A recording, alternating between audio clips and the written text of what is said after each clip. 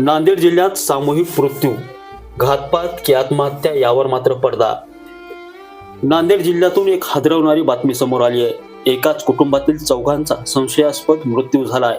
मुदखेड तालुक्यातील जवळा गावात लखे कुटुंब पूर्णपणे संपलंय.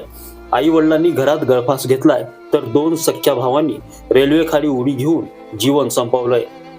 काळजाचा थरकाप उडवणारी ही घटना आज सकाळी उघडकीस आली आहे. 51 वर्षीय रमेश लखे आणि त्यांची पत्नी राधाबाईंचे मृतदेह घरात लटकलेल्या अवस्थेत आढळले, तर तरुण मुले उमेश आणि बजरंग यांचे मृतदेह मुगट रेल्वे स्थानकावर छिन्न विछिन्न अवस्थेत सापडलेत.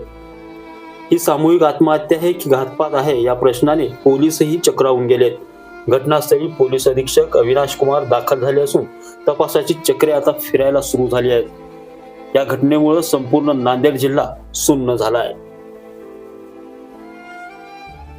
अर्धापूरहून रामराव भालेरावसह नितीन बनसोडे, एकमत डिजिटल, अर्धापूर, नांदेड.